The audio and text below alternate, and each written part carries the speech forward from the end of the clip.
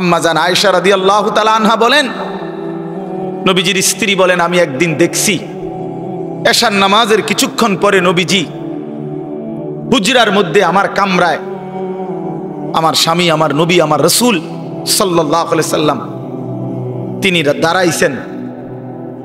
দাঁড়িয়ে আল্লাহ তাআলার কাছে নামাজের নিয়ত বাইদা উম্মতের জন্য দোয়া করতে শুরু করছেন। আম্মা জান আয়েশা বলেন, দুনিয়াবাসী আল্লাহর কসম, ফজরের আজানের পূর্ব পর্যন্ত এক দাঁড়ানোতে আমি দেখছি নবীজি সারাটা রাত কাঁদছেন আর উম্মতের জন্য দোয়া করছেন। সারা রাত, সারা রাত। ইন তুআযিবহুম ফাইন্নাহুম ইবাদুক ওয়া ইন তাগফির লাহুম ফাইন্নাকা আনতাল আজিজুল হাকীম।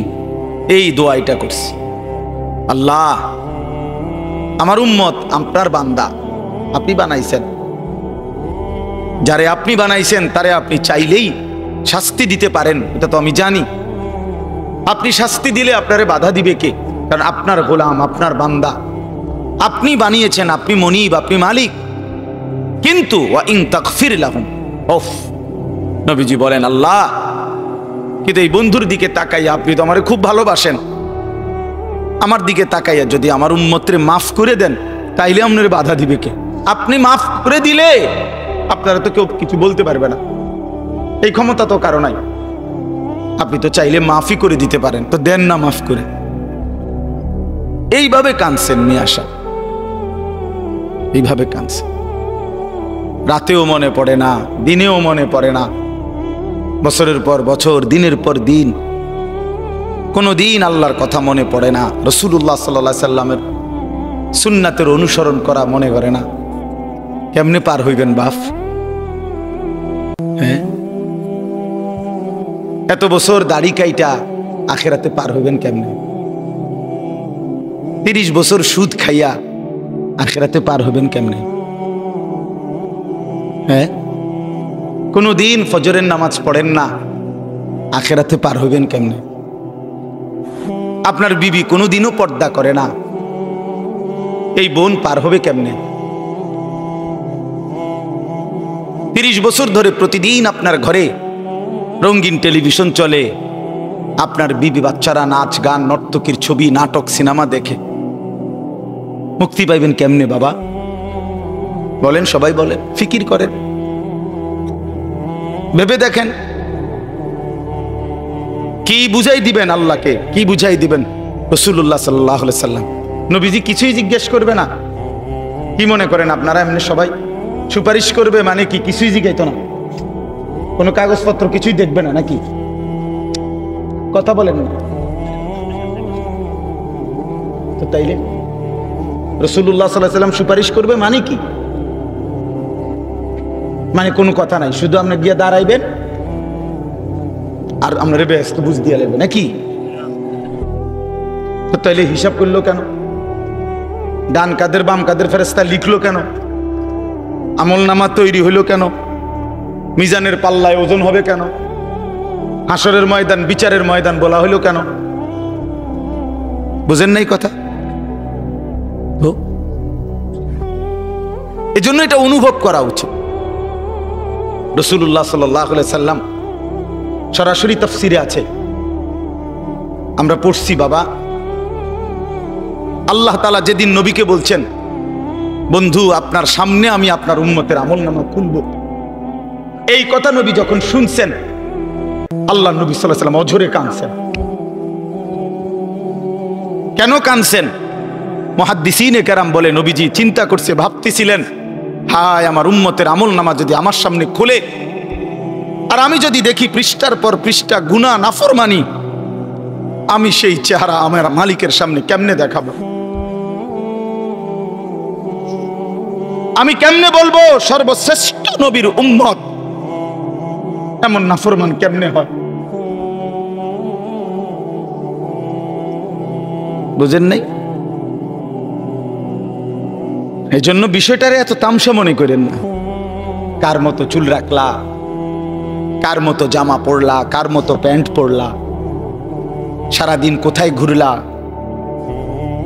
রাত নাই দিন নাই, ঘন্টার পর ঘন্টা মোবাইল, ছবি, নর্তকী, নাচ, আড্ডা, হাসি মশকরা, তামাশা, ফুর্তি।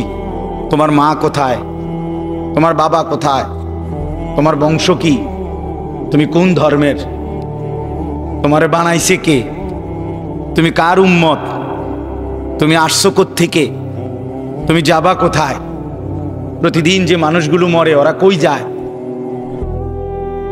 এ কিছুই বুঝো না, কিছুই মনে করো না।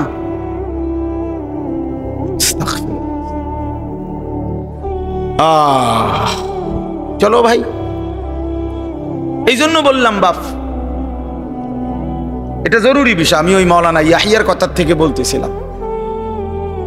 আল্লাহ তাআলা 24 ঘন্টা নজর রাখে।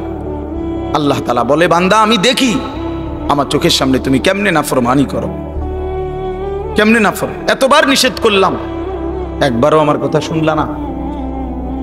এতবার আদেশ করলাম, একবারও শুনলা না। কোরআন শরীফে আছে, আল্লাহ বলছেন ফাবিআইয়ি হাদিসিন বা'দাহু ইউমিনুন। আল্লাহ তাআলা বলেন, বান্দা কোরআনের চাইতে দামি আর কোন কথা বললে তুমি ঈমান আনতা? ওফ, এর চাইতে দামি কি বললে তুমি বিশ্বাস করো? আল্লাহ তাআলা বলছে, দুনিয়াবাসী, আমার সবচেয়ে কলিজার টুকরা বন্ধু, আমার সবচেয়ে প্রিয় রাসূল, আখিরি নবী, আমার বন্ধু, আমার হাবিব রাসূল আকরাম সাল্লাল্লাহু আলাইহি ওয়াসাল্লাম, তাকে দিলাম তোমার জন্য। আমার সর্বশ্রেষ্ঠ কিতাব কোরআন দিলাম তোমার জন্য। এরপরেও তুমি পাত্তা দিলা না। এত বড় রাসূলকেও পাত্তা দিলা না, এত বড় কিতাবকেও পাত্তা দিলা না। এরপরে আর কি দিলে ঈমান আনতা? আর কি বললে সেজদা করতা? আমার মতো মালিক আর কতবার বললে তুমি সেজদা দিতা? আমার রাসূল কতবার কাঁদলে, আর কতদিন কাঁদলে? 23টা বছর তো কাঁদছেন বন্ধু আমার। সেই বন্ধু আর কত কাঁদলে তুমি নামাজ পড়তে? আম্মা জান আয়েশা রাদিয়াল্লাহু তাআলা আনহা বলেন, নবীজির স্ত্রী বলেন, আমি একদিন দেখছি এশার নামাজের কিছুক্ষণ পরে নবীজি হুজরার মধ্যে আমার কামরায়, আমার স্বামী, আমার নবী, আমার রাসূল সাল্লাল্লাহু আলাইহি সাল্লাম তিনি দাঁড়াইছেন। দাঁড়িয়ে আল্লাহ তাআলার কাছে নামাজের নিয়ত বাইদা উম্মতের জন্য দোয়া করতে শুরু করছেন। আম্মা জান আয়েশা বলেন, দুনিয়াবাসী, আল্লাহর কসম, ফজরের আজানের পূর্ব পর্যন্ত এক দাঁড়ানোতে আমি দেখছি নবীজি সারাটা রাত কাঁদছেন আর উম্মতের জন্য দোয়া করছেন। সারা রাত, সারা রাত। ইন তুআযিবহুম ফাইন্নাহুম ইবাদুক ওয়া ইন তাগফির লাহুম ফাইন্নাকা আনতাল আজিজুল হাকীম। এই দোয়াটা করছি, আল্লাহ আমার উম্মত আপনার বান্দা, আপনি বানাইছেন, যারে আপনি বানাইছেন তারে আপনি চাইলেই শাস্তি দিতে পারেন, এটা তো আমি জানি। আপনি শাস্তি দিলে আপনারে বাধা দিবে কে? কারণ আপনার গোলাম, আপনার বান্দা, আপনি বানিয়েছেন, আপনি মনিব, আপনি মালিক। কিন্তু ওয়া ইন তাগফির লাহুম, ওফ, নবীজি বলেন, আল্লাহ কিন্তু এই বন্ধুর দিকে তাকাইয়া, আপনি তো আমারে খুব ভালোবাসেন, আমার দিকে তাকাইয়া যদি আমার উম্মতরে মাফ করে দেন, তাইলে আপনার বাধা দিবে কে? আপনি মাফ করে দিলে আপনারা তো কেউ কিছু বলতে পারবে না, এই ক্ষমতা তো কারো নাই। আপনি তো চাইলে মাফই করে দিতে পারেন, তো দেন না মাফ করে। এইভাবে কাঁদছেন নিয়ে আসা, এইভাবে কাঁদছেন। রাতেও মনে পড়ে না, দিনেও মনে পড়ে না, বছরের পর বছর, দিনের পর দিন, কোনো দিন আল্লাহর কথা মনে পড়ে না, রাসূলুল্লাহ সাল্লাল্লাহু আলাইহি সাল্লামের সুন্নাতের অনুসরণ করা মনে করে না। কেমনে পার হইবেন বাপ? হ্যাঁ, এত বছর দাড়ি কাইটা আখিরাতে পার হইবেন কেমনে?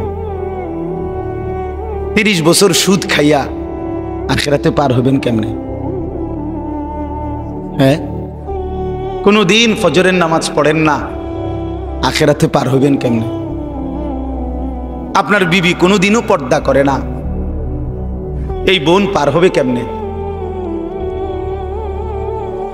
30 বছর ধরে প্রতিদিন আপনার ঘরে রঙিন টেলিভিশন চলে, আপনার বিবি বাচ্চারা নাচ গান নর্তকীর ছবি নাটক সিনেমা দেখে মুক্তি পাইবেন কেমনে বাবা?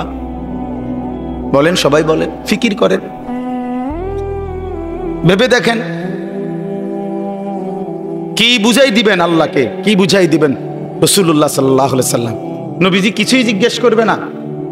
কি মনে করেন আপনারা এমনি সবাই সুপারিশ করবে মানে কি? কিছুই জিজ্ঞাইতো না, কোনো কাগজপত্র কিছুই দেখবে না নাকি? কথা বলেন না তো। তাইলে রাসূলুল্লাহ সাল্লাল্লাহু আলাইহি সাল্লাম সুপারিশ করবে মানে কি? মানে কোনো কথা নাই, শুধু আপনি গিয়ে দাঁড়াইবেন আর আমরা ব্যস্ত বুঝ দিয়ে লাগবে নাকি? তো তাইলে হিসাব করলো কেন? ডান কাদের বাম কাদের ফেরেশতা লিখলো কেন? আমল নামা তৈরি হইলো কেন? মিজানের পাল্লায় ওজন হবে কেন? হাসরের ময়দান, বিচারের ময়দান বলা হইলো কেন? বুঝেন নাই কথা? এজন্য এটা অনুভব করা উচিত। রাসূলুল্লাহ সাল্লাল্লাহু আলাইহি সাল্লাম সরাসরি তাফসিরে আছে, আমরা পড়ছি বাবা। আল্লাহ তাআলা যেদিন নবীকে বলছেন, বন্ধু আপনার সামনে আমি আপনার উম্মতের আমলনামা খুলব, এই কথা নবী যখন শুনছেন, আল্লাহ নবী সাল্লাল্লাহু আলাইহি সাল্লাম অঝরে কাঁদছেন। কেন কাঁদছেন? মুহাদ্দিসিনে কেরাম বলে, নবীজি চিন্তা করছে, ভাবতেছিলেন, হায় আমার উম্মতের আমলনামা যদি আমার সামনে খুলে আর আমি যদি দেখি পৃষ্ঠার পর পৃষ্ঠা গুনাহ নাফরমানি, আমি সেই চেহারা আমার মালিকের সামনে কেমনে দেখাবো? আমি কেমনে বলবো সর্বশ্রেষ্ঠ নবীর উম্মত এমন নাফরমান কেমনে হয়? বুঝেন নাই? এই জন্য বিষয়টারে এত তামসা মনে করেন না। যুবক ছেলে যারা আছো তোমরা ভাই, এটা তোমাদের মধ্যে বেশি দোস্ত। রাতের আধারে তুমি মনে করো কেউ দেখে না, এই জন্য তুমি সারা রাত মোবাইলের মধ্যে নাচ গান ছবি দেখো। দোস্ত আমার, মনে রাখো, যে মালিকের চোখ দিয়ে দেখতেছো সে মালিক তোমারে দেখে। যার হাত দিয়ে মোবাইল চালাচ্ছ তিনি কিন্তু দেখেন, তিনি দেখেন। ওয়াকাফা বিদুনুবি ইবাদিহি খাবীরাম বাসীরা। আল্লাহ তাআলা বলেন, আমার বান্দার সমস্ত গুনার হিসাব রাখার জন্য আমি আল্লাহ একাই যথেষ্ট, আমি একাই যথেষ্ট। তুমি দেখবা আমি আল্লাহ তাআলার কাছে হাসরের ময়দানে যখন তোমার আমলনামা দেয়া হবে, নিজ চোখে তুমি দেখবা, লা ইউগাদিরু সগীরাতান ওয়ালা কাবীরাতান ইল্লা আহসাহা। আল্লাহ তাআলা বলেন, বান্দা নিজেই বলবে, আল্লাহ ছোট কিংবা বড় আমার জীবনের কোনো কিছুই তো এই হিসাবের খাতার থেকে বাদ দেয় নাই, সবই তো উঠায় ফেলছে। কারে দিয়া লেখাইলেন? একটা বিন্দু, একটা নিঃশ্বাস, একটা হাসি কান্না, ভালো মন্দ কিছুই তো বাদ দেয়। এইভাবে নিখুঁত আমলনামা তৈরি করছে ফেরেশতা। এই ডান কাঁধে বাম কাঁধের ফেরেশতা এক সেকেন্ডের জন্য বিশ্রাম করে না। ফেরেশতার কোনো বিশ্রাম নেই, ফেরেশতার কোনো ক্লান্তি নেই। সৃষ্টিগতভাবেই তারা এমন। ফেরেশতা আল্লাহর হুকুমের বিরোধিতা করতেই পারে না, ফেরেশতা আল্লাহর হুকুমের অবাধ্য হইতেই পারে না, সিস্টেমে নাই। এই লাইটটা নিজে নিজে বন্ধ হইবার কোনো যোগ্যতাই নেই। এটা আমরা মানুষরা এটা সুইচ বন্ধ করতে হবে, অথবা ওই বিদ্যুৎ যেখানে চলে যায় সেখানেও তো সুইচ বন্ধ হয়। কিন্তু এইটা নিজে যে আমি 1 ঘন্টা ধরে জ্বলছি এখন একটু বন্ধ হই, এরকম কি ক্ষমতা আছে কি? নাই। ফেরেশতা এমন। এজন্য এটা মনে রাখা চাই। আমার বুঝলেও ভালো, আপনি বুঝলেও ভালো, বয়স্ক বাবারা বুঝলেও ভালো, নওজোয়ান সাথী তোমরা বুঝলেও ভালো। নিজেকে কোনোভাবেই চালাক মনে করতে নেই। আল্লাহ তাআলা বলেন, বান্দা তুমি তোমারে বুদ্ধিমান ভাইব না। বুদ্ধিমান কোন নাফরমান বুদ্ধিমান হয় না, খোদার কসম। আল্লাহ তাআলা বারবার কোরআনে বলছে, কোন বেঈমান কোন নাফরমান বুদ্ধিমান হয় না। তো বলে যে কাফের বেঈমানরা দুনিয়ার কত কিছু আবিষ্কার করছে না। আপনারা একটা জিনিস বুঝেন না, সহজ হিসাব হইল আল্লাহ তাআলা যখন যাকে দিয়ে যে কাজটা করাবেন তাকে ওই বুদ্ধি ওই মেধা আল্লাহ দিয়েই দেন। এই জন্য আপনি যদি বলেন যে বেটা ট্রাক আবিষ্কার করছে বানাইছে মনে করে, তো এই ছোট্ট মোবাইলটা তো হে মনে এমনি বানাইতে পারবে, কারণ এত বড় ট্রাক যে বেটা বানাইতে পারছে, বেটা কি আর এই মোবাইলটা বানাইতে পারতো না? কথা বোঝেন নাই? পারবে নাকি? এই তো এই ফাইল না, এটা তো ছুড়ো।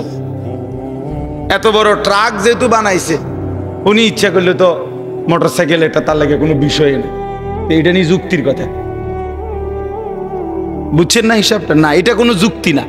আল্লাহ তাআলা এক একজনের মাথায় এক একটা কি মেধা যোগ্যতা আল্লাহ দিয়েছেন, আল্লাহ দিয়েছেন। এই জন্য আল্লাহ তাআলা কোরআনের কারিমে বলছে সমস্ত বেঈমান লা ইয়াকিলুন, এদের আকল নেই, লা ইয়াফকাহুন, এরা বুঝে না, এরা বুঝে না, লা ইয়ালামুন, এরা কিছুই জানে না। আল্লাহকে না চিনলে কিছুই চিনা হয় না। আল্লাহর কুদরত না দেখলে আল্লাহর কসম ওই চোখ কিছুই দেখে না। আল্লাহর কথা কানে না শুনলে ওই কান মূলত বধির, সেই কান আসলে শুনেই না। যেই জবান আল্লাহর নাম নেয় না, যেই জবান আল্লাহর কোরআন পড়তেও পারে না। আমি তো সবসময় বলি, মুসলমান যে ব্যক্তি আল্লাহর জিকির করে না অথবা আল্লাহর কোরআন দেখে দেখেও সহি শুদ্ধ কোরআন শরীফ সাইয়া সাইয়াও পড়তে পারে না, এই লোকটা মূলত বোবা, এ আসলে কথাই জানে না। এ বাকি যেগুলো বলে বেহুদা বলে। জবান যিনি দিছেন, যার দেওয়া জবান তার নামই নিতে পারে না, তার কালামই পড়তে পারে না, তুমি তো আসলে কিছুই জানো না। এই জন্য কোরআন শরীফ আল্লাহ বলছে সমস্ত বেঈমানের দিল আছে কিন্তু বোঝে না, সমস্ত বেঈমানের কান আছে কিন্তু শুনে না, সমস্ত বেঈমানের চোখ আছে কিন্তু দেখে না। কোরআন শরীফ আছে লাহুম কুলুবুল লা ইয়াফকাহুনা বিহা ওয়া লাহুম আযানুন লা ইউবসিরুনা বিহা ওয়া লাহুম আ'য়ুনুন লা ইয়াসমাউনা বিহা। আল্লাহ তাআলা বলছে বেঈমানের দিল আছে কিন্তু বোঝে না, বেঈমানের কান আছে কিন্তু শুনে না। ওই ছেলে, এই দুই ছেলে, ভাইয়া কথা বাকি থাকলে বাইরে গিয়া বলো। বেওকুফ কোথাকার, কথা বাকি থাকলে বাইরে খালি জায়গা আছে সেখানে যাও। জিন্দিগি অপদার্থ এক জিন্দিগি বানায় ফেলছে সবাই। জীবন মানেই হলো আমার খামখেয়ালি, আমার যেটা ভালো, মন চাইলে বুট খাইলাম, মন চাইলে বাদাম খাইলাম, মন চাইলে ঠ্যাং সরাইয়া বইলাম, মন চাইলে মাথা আলগি দিয়া বইলাম, মন চাইলে হাসলাম, মন চাইলে কাঁদলাম, মন চাইলে দাঁড়াইয়া পেশাব করলাম, মন চাইলে বৈশা পেশাব করলাম। আস্তাগফিরুল্লাহ। আহা, অজস্র সন্তানের চলাফেরা দেখলে বোঝা যায় এদের কোনো মা নাই, বাবা নাই, অভিভাবক নাই, এদের কোনো আখেরাত নাই, আল্লাহ নাই, পরকাল নাই, কিচ্ছু নাই। নফসের গোলাম, মনের চাহিদার গোলাম। তার খোদা তার মনের চাহিদা, তার মনে যা চায় তাই। আল্লাহ তাআলা কোরআন শরীফে বলছে, সরাসরি কোরআন শরীফের আয়াত, আল্লাহ তাআলা বলেন মনের ইচ্ছাকে যে নিজের খোদা বানিয়েছে, আল্লাহ বলছে নবী শুনেন, তার পরিচয় আর কিছুই নয়, শুধুই চতুষ্পদ জন্তু, হাইওয়ান, জানোয়ার। হ্যাঁ মিয়া,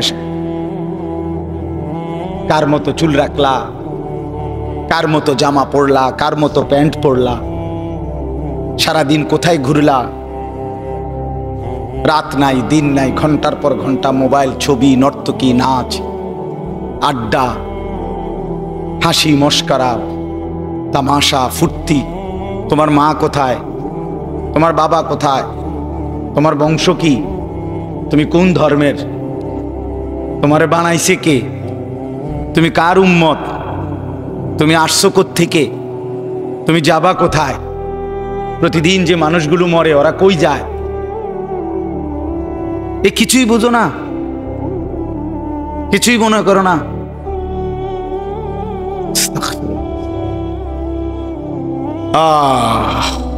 চলো ভাই, এই জন্য বললাম বাপ, এটা জরুরি বিষয়। আমি ওই মাওলানা ইয়াহিয়ার কথার থেকে বলতেছিলাম। আল্লাহ তাআলা 24 ঘন্টা নজর রাখে। আল্লাহ তাআলা বলে, বান্দা আমি দেখি আমার চোখের সামনে তুমি কেমনে নাফরমানি করো, কেমনে এতবার নিষেধ করলাম, একবারও আমার কথা শুনলা না। এতবার আদেশ করলাম, একবারও শুনলা না। কোরআন শরীফে আছে, আল্লাহ বলছেন, ফাবিআইয়ি হাদিসিন বা'দাহু ইউমিনুন। আল্লাহ তাআলা বলেন, বান্দা কোরআনের চাইতে দামি আর কোন কথা বললে তুমি ঈমান আনতা? ওফ, এর চাইতে দামি কি বললে তুমি বিশ্বাস করো? আল্লাহ তাআলা বলছে, দুনিয়াবাসী, আমার সবচেয়ে কলিজার টুকরা বন্ধু, আমার সবচেয়ে প্রিয় রাসূল, আখিরি নবী, আমার বন্ধু, আমার হাবিব রাসূল আকরাম সাল্লাল্লাহু আলাইহি ওয়াসাল্লাম, তাকে দিলাম তোমার জন্য। আমার সর্বশ্রেষ্ঠ কিতাব কোরআন দিলাম তোমার জন্য। এরপরেও তুমি পাত্তা দিলা না। এত বড় রাসূলকেও পাত্তা দিলা না, এত বড় কিতাবকেও পাত্তা দিলা না। এরপরে আর কি দিলে ঈমান আনতা? আর কি বললে সেজদা করতা? আমার মতো মালিক আর কতবার বললে তুমি সেজদা দিতা?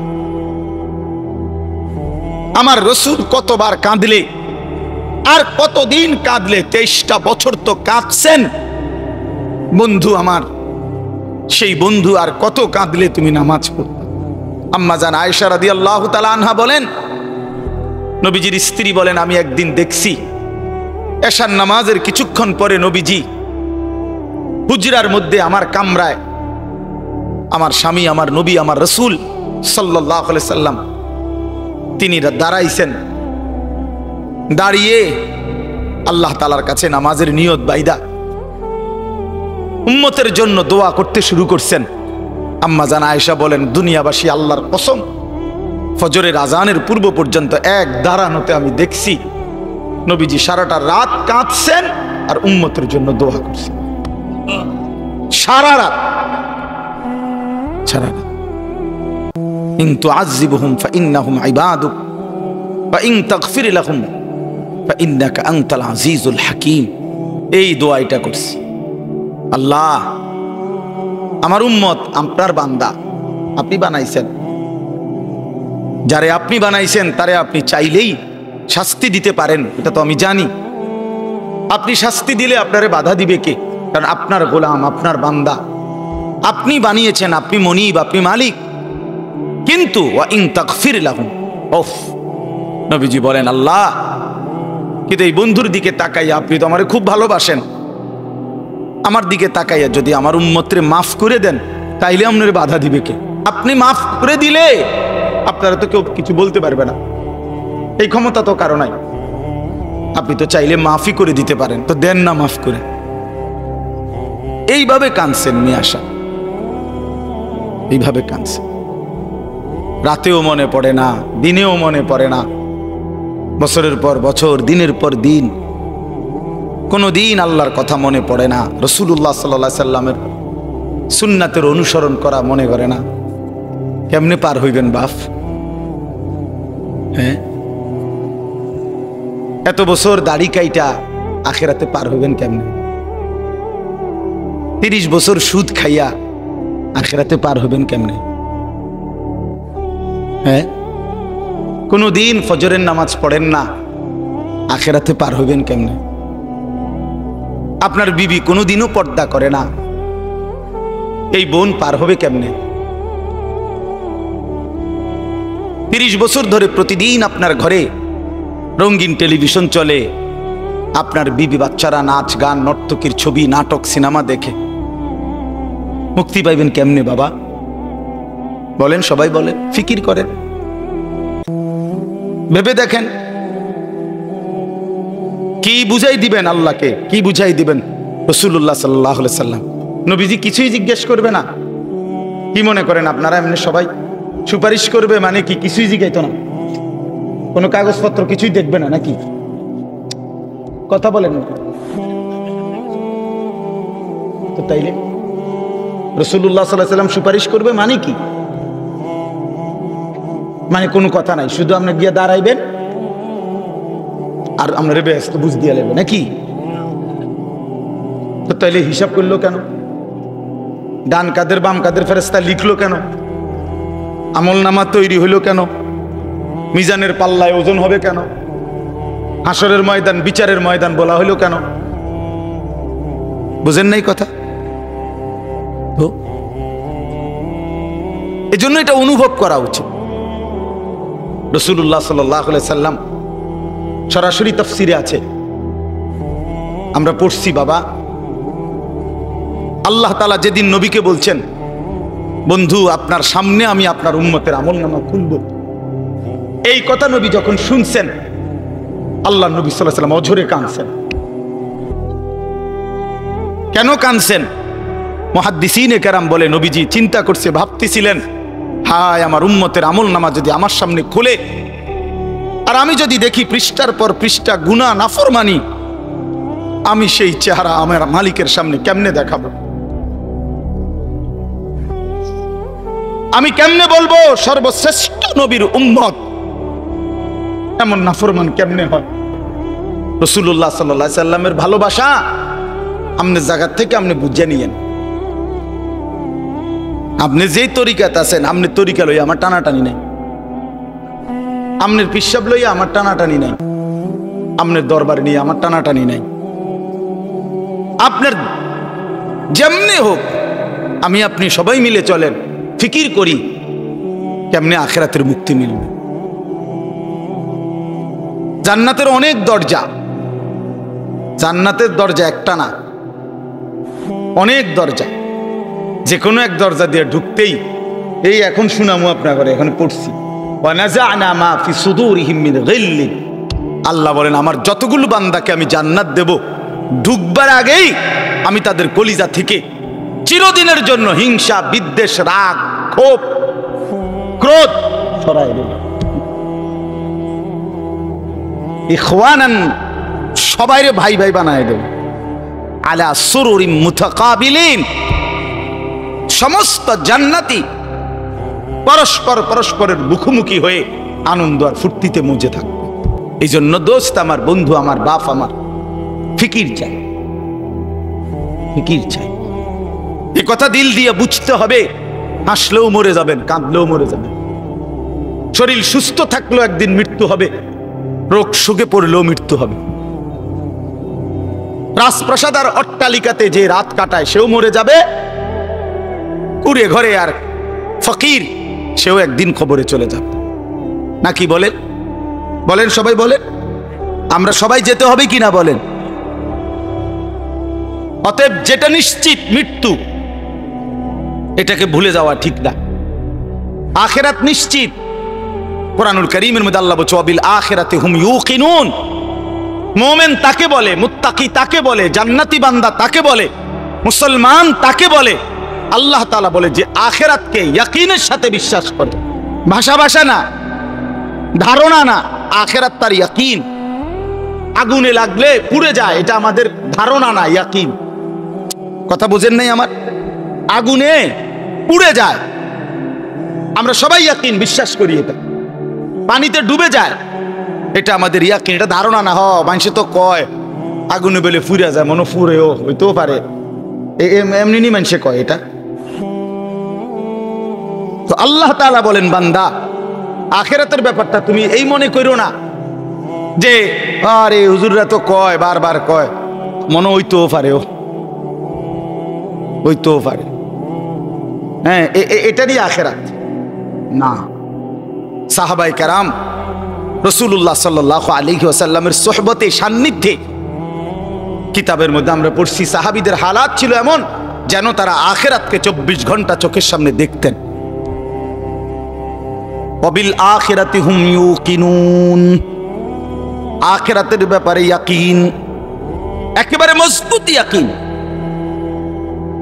আল্লাহ তাআলা এটা চাইছেন, আখিরাত যেন বান্দা এক সেকেন্ডের জন্য ভুলে না যায়, মৃত্যুকে যেন ভুলে না যায়। মৃত্যু মানে শেষ না, মৃত্যু মানে সমাপ্তি না। দুনিয়ার ভদ্রলোকরা, দুনিয়ার জেনারেল লাইনের অনেক শিক্ষিত মানুষ, ওরা এগুলাকে বলে যে তিনি 60 বছর 70 বছর বিভিন্ন সেবামূলক মানব কল্যাণে বিভিন্নমুখী অবদান রেখে 70 বছরে তিনি তার জীবনের সমাপ্তি টানলেন। সমাপ্তি মানে কি? শেষ। অর্থাৎ 70 বছর পরে তিনি শেষ, আর কিছু নাই ওনার জীবনে। না না, এটা মিথ্যা কথা।